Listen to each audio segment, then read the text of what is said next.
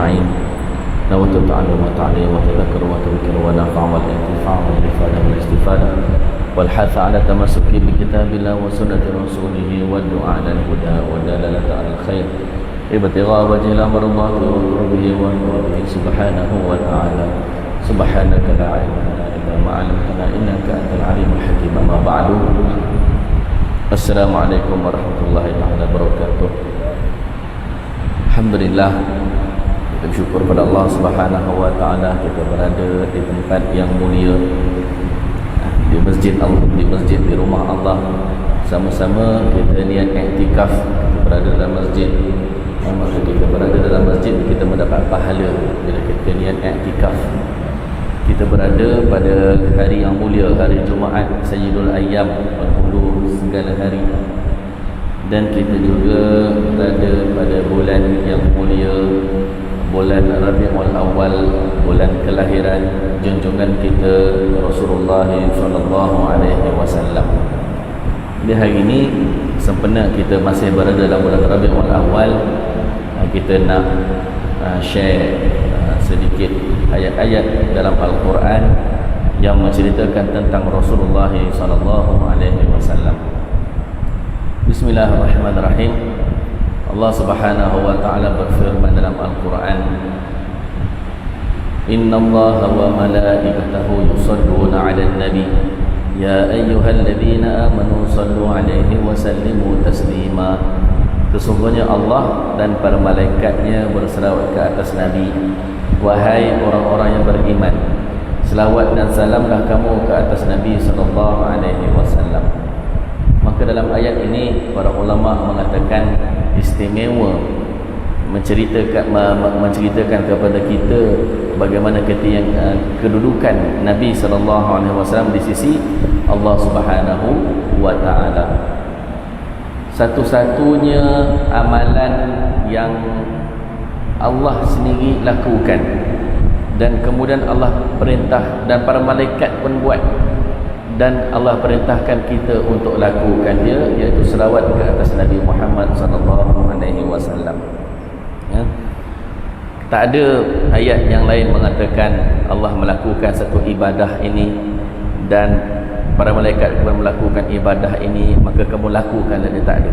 Kalau semayang ke, kalau puasa ke, kalau zakat ke, kalau sedekah ke, itu cuma diperintahkan kepada kita untuk melakukan dia.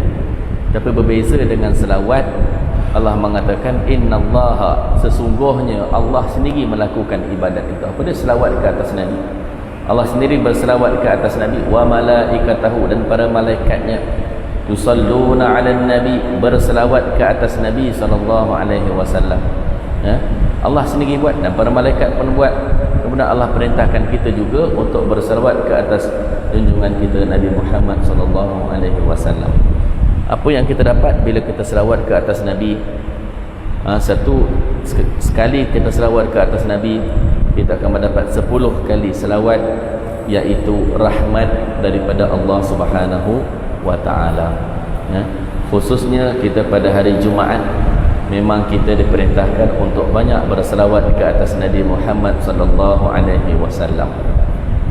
Bila kita banyak selawat ke atas Nabi SAW, Nabi kata apa? Idzan yukfa hammak wa yughfar laka dzambuk. Nabi kata kesedihan kamu akan hilang. Kalau hati rasa sedih, banyakkan selawat atas Nabi SAW. Wa yughfar laka dzambuk, dan dosa kita akan diampunkan. Kita hari ini orang banyak dosa, maka lebih-lebih lagi kita kena banyak selawat ke atas Nabi SAW. Mudah-mudahan kita mendapat syafaat Nabi SAW. Inna akrabakum minni manzilan yawmal qiyamah akrakum alayya salatan. Kata Nabi, orang yang paling rapat dengan aku pada hari kiamat nanti adalah orang yang paling banyak berselawat ke atasku. Semakin seorang itu banyak selawat ke atas Nabi SAW, semakin dia hampir dekat dengan Nabi SAW. Dalam Al-Quran Allah mengatakan, laqad ja'akum rasulun min anfusikum azizun 'alaihi ma 'anittum harisun 'alaikum bil mu'minina raufur rahim. Telah datang kepada kamu seorang rasul dari kalangan diri kamu. Ada qiraat yang dia baca min anfasikum. Laqad ja'akum rasulun min anfasikum. Maksud dia telah datang kepada kamu seorang rasul dari kalangan yang paling mulia, yang paling mahal. Anfas daripada bahasa Arab nafisun. Nafisun ni ghali, maksud dia mahal. Kalau anfas ni aghla, maksud dia yang paling mahal. Dari kalangan kamu itu adalah Nabi Muhammad. Datang kepada kamu azizun 'alaihi ma anittum. Aziz, baginda ni berasa sangat sedih yang teramat dahsyat bila melihat kamu ditimpa kesusahan. Kalau orang belajar bahasa Arab, sedih bahasa Arab hazinun, ataupun asif, kata bahasa Arab sedih. Tapi kalau aziz, terlalu besar kesedihan yang dihadapi oleh Nabi bila melihat umatnya ditimpa kesusahan. Sebab apa? Sebab Nabi terlalu kasihkan umatnya. Masya Allah. Harisun 'alaikum. Nabi ni sangat menginginkan kamu mendapat kebaikan. Haris, ingat hirs, ini sangat menginginkan kamu mendapat kebaikan. Bil mu'minina raufur rahim. Yang mana Nabi itu sangat pengasih dan penyayang kepada orang yang beriman. Rauf dan Rahim ini asalnya adalah nama Allah. Dalam Asmaul Husna kita boleh jumpa nama Allah Rauf.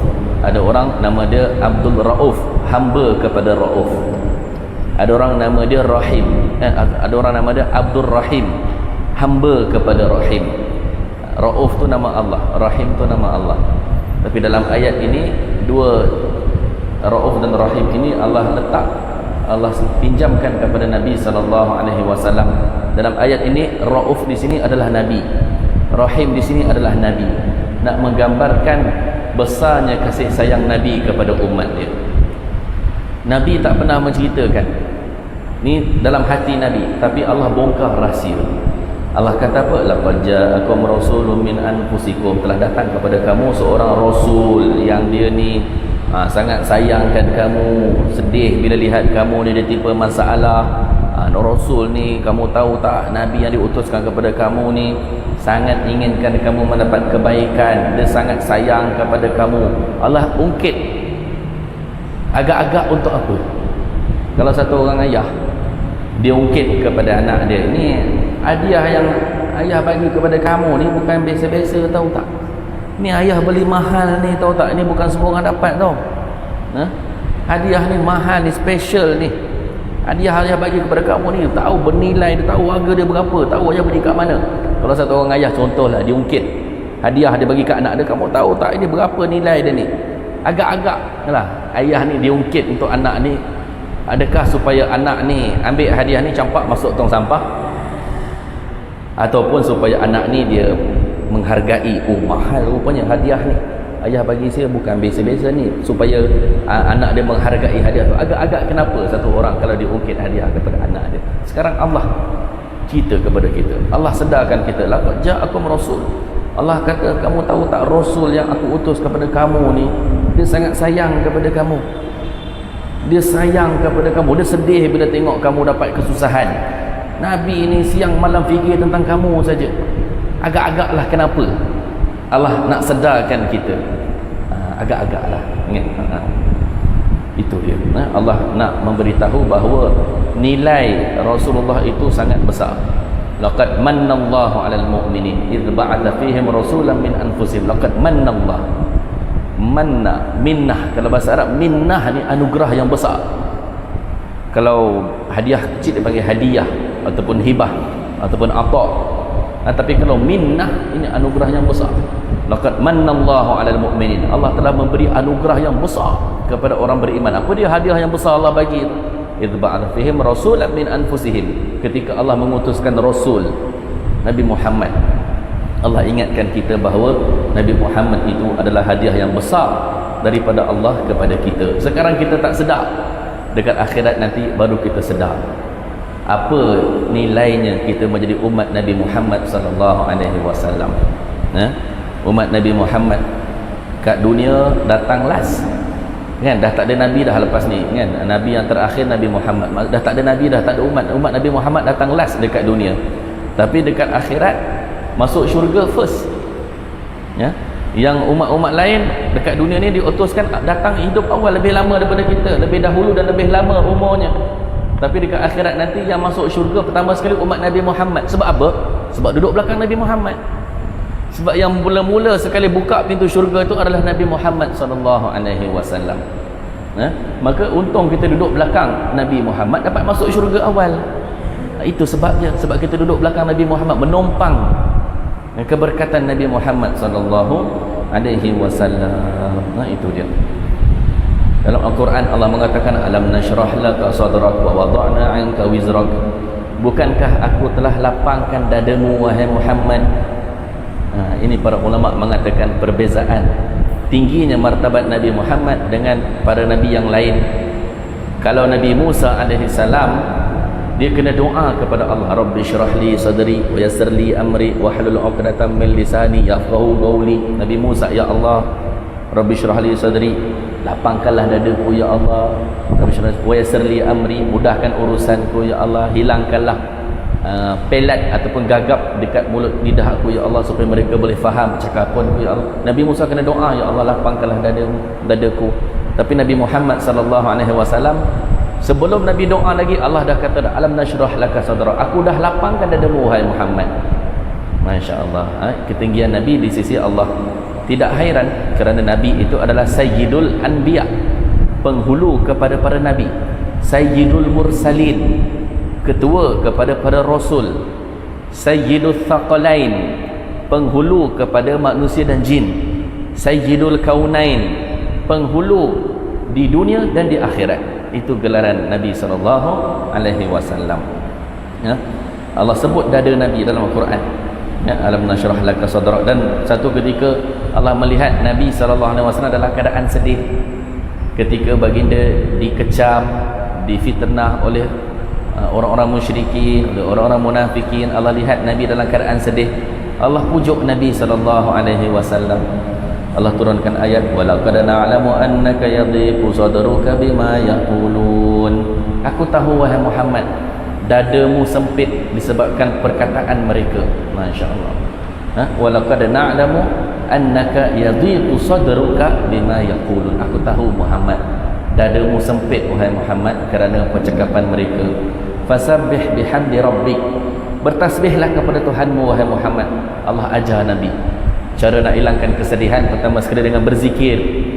Allah ajar Nabi pertama sekali, Muhammad, kau banyaklah berzikir wahai Muhammad, insya-Allah akan hilang kesedihanmu. Tasbih kepada Allah. Wa kun minas sajidin, dan solat, sujud kepada Allah dan solat. Maka dua perkara Allah ajar kepada Nabi untuk hilangkan kesedihan. Pertama sekali dengan berzikir, yang kedua dengan solat. Maka kalau kita pun sedih, berzikir, bertasbih kepada Allah dan kita solat, insya-Allah akan hilang kesedihan. Walhasil Allah sebut dada Nabi, Allah sebut sadruka. Sadr itu dada. Dada Nabi disebut dalam Al-Quran. Lidah Nabi pun disebut dalam Al-Quran.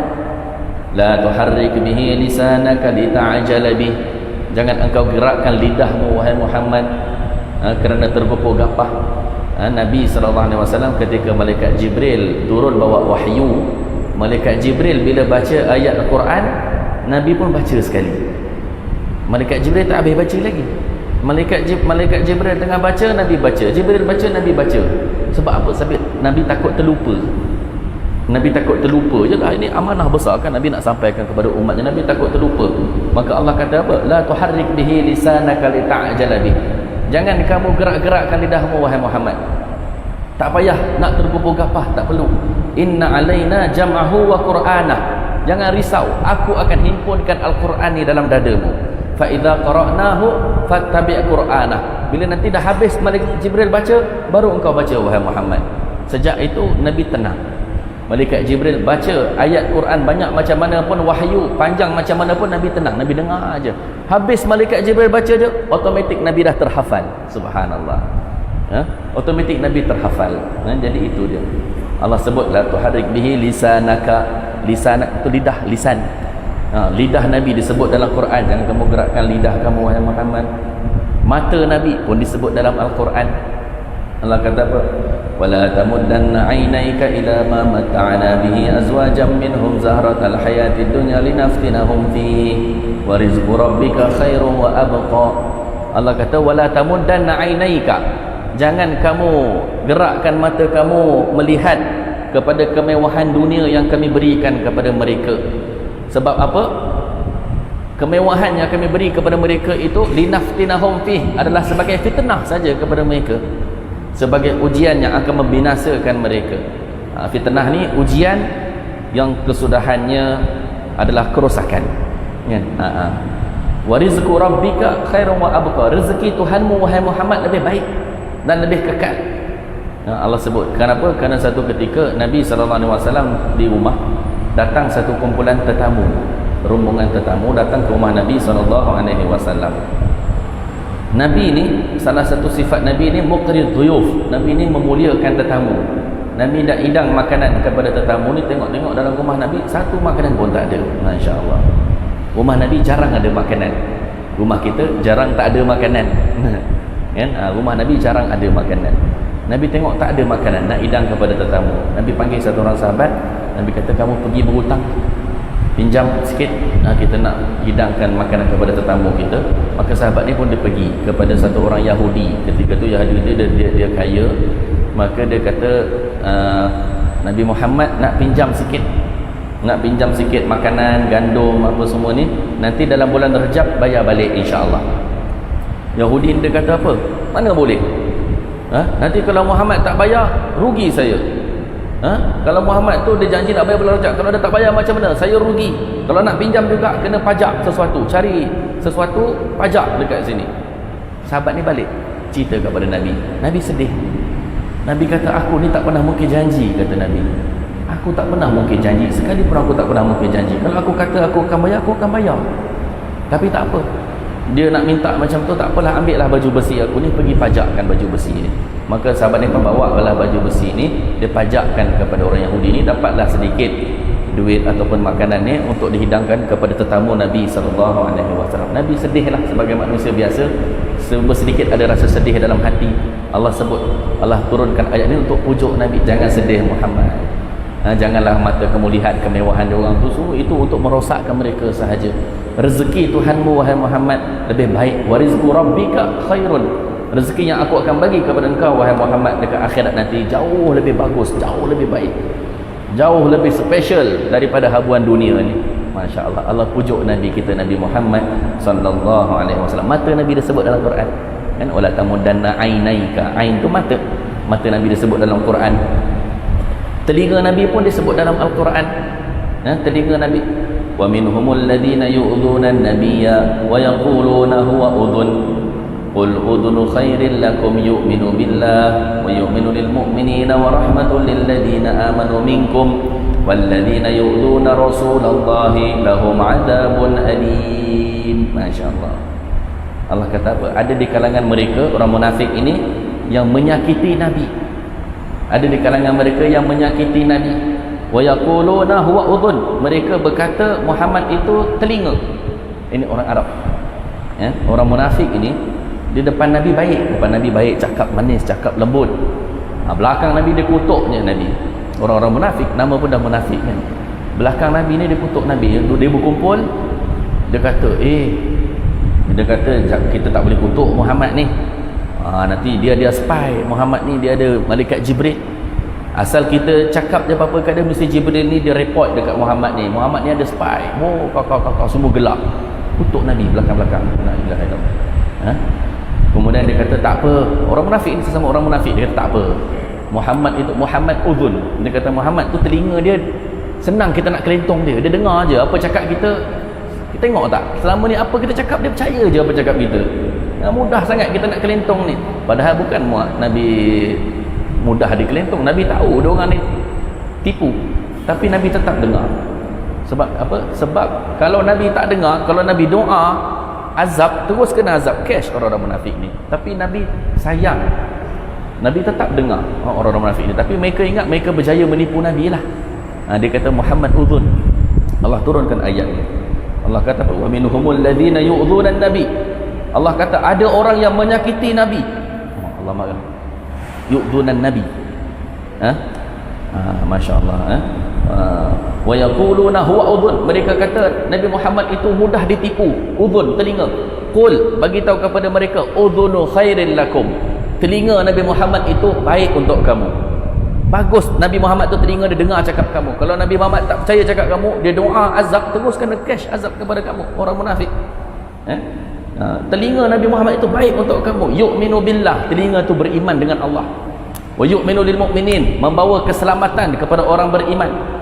Wa rahmah, masya-Allah, dan rahmat lil ladzina amanu minkum. Rahmat kepada orang beriman dari kalangan kamu. Nabi Muhammad tu rahmat kepada sekalian orang. Nabi Muhammad tu kan rahmatul lil alamin, rahmat kepada sekalian alam. Tapi ada rahmat yang special khas untuk orang yang beriman. Wa rahmatul lil ladzina amanu minkum. Muhammad itu rahmat kepada orang beriman dari kalangan kamu. Maka memang seluruh alam ni dia mendapat rahmat daripada Nabi. Panjanglah kalau kita nak urai kan? Tapi orang beriman dia double dapat rahmat daripada Nabi sallallahu alaihi wasallam. Masya-Allah, ya. Allah kata apa? Walladzina yu'dhuna rasulallahi lahum 'adzabun alim. Orang-orang yang menyakiti Rasulullah, apa dia akan dapat? Lahum 'adzabun alim, akan mendapat azab seksa yang sangat pedih. Walladzina yu'dhuna rasulallahi lahum 'adzabun alim. Orang-orang yang menyakiti Rasulullah akan mendapat azab seksa yang pedih. Orang-orang yang menyakiti Rasulullah akan mendapat azab seksa yang pedih. Menyakiti Nabi ni tak semestinya ketika Nabi masih hidup saja. Walaupun zaman sekarang ada perbuatan, ada perkataan yang dia boleh menyakiti Nabi SAW. Jadi berhati-hati dalam percakapan, dalam perbuatan kita. Jangan sampai kita menjadi orang yang menyedihkan hati Nabi SAW. Kenapa? Sebab walladzina yu'dhuna rasulallahi lahum 'adzabun alim. Orang yang menyakiti Nabi, orang yang menyakiti Rasulullah akan mendapat azab seksa yang pedih. Masya-Allah, Nabi itu sentiasa dijaga oleh Allah Subhanahu wa taala. Telinga Nabi disebut dalam Quran. Umur Nabi disebut dalam Quran, la amruka innahum lafi sakratihim ya'mahun. Demi umurmu wahai Muhammad, mereka itu benar-benar mabuk dalam kemewahan dunia mereka. Allah bersumpah dengan umur Nabi SAW, ya. Dan ada satu kisah, banyaklah ni ayat ni, kita sempat kita nak baca semua, tapi kita ambil ni je lah last ni. Ada satu kisah ni, para sahabat ni dia suka kalau makan dalam rumah Nabi, dia lepak lama-lama dalam rumah Nabi, sembang lama-lama. Sahabat pun suka bersembang juga, bukan kita ni kan, macam kita lah sembang kat kedai mamak kan, panjang kan, macam-macam isu bincang macam tu. Sahabat-sahabat ni dia seronok. Sahabat ni suka Nabi, dia duduk rumah Nabi, dia bersembang, rasa macam tak nak keluar daripada rumah Nabi. Tapi Nabi rasa terganggu, privacy kan. Kita orang duduk lama-lama dalam rumah kita, dah lah kerap datang ke rumah Nabi kan. Jadi macam mana tu Nabi, rumah Nabi pun kecil, bukan macam rumah kita besar, ada bilik-bilik kita boleh, rumah Nabi kecil je, ya? Maka Nabi rasa terganggu. Tapi Nabi malu, takkan nak alau tetamu kan, takkan nak alau tetamu, nak buat macam mana. Sampai satu tahap, sampai Nabi ni ketika berkahwinnya Nabi walimah dengan Siti Zainab ni pun, mereka ni duduk lama-lama dalam rumah Nabi, tak bangun-bangun. Nabi dah bangun dengan Sayyidina Anas, dia faham. Sayyidina Anas dia khidmat kepada Nabi, dia faham gerak-geri Nabi. Dia tengok muka Nabi macam tak selesa, Sayyidina Anas faham, Nabi ni tak selesa ni, sebab diorang ni duduk lama sangat. Nabi bangun, Nabi saja bangun, Nabi jalan-jalan dekat luar rumah supaya dengan harapan diorang bangun. Sayyidina Anas kata, aku pun bangun, aku ikut belakang Nabi, jalan masuk, tengok dalam ada lagi dalam ni, tak keluar-keluar kan.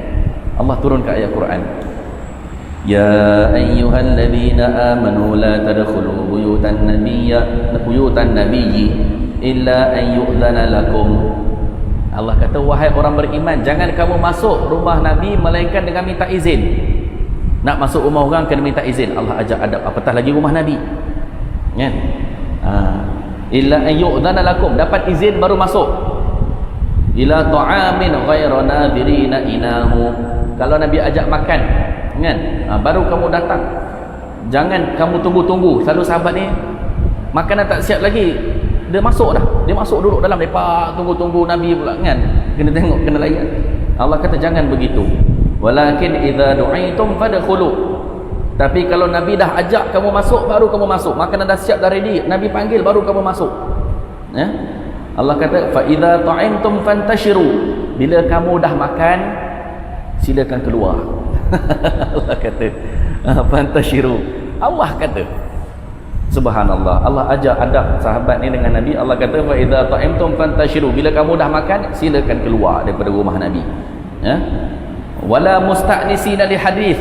Tak payah kamu sembang-sembang panjang dalam rumah Nabi. Tak payah kamu nak sembang-sembang panjang dalam rumah Nabi. Inna dzalikum kana yu'dhin nabiyya.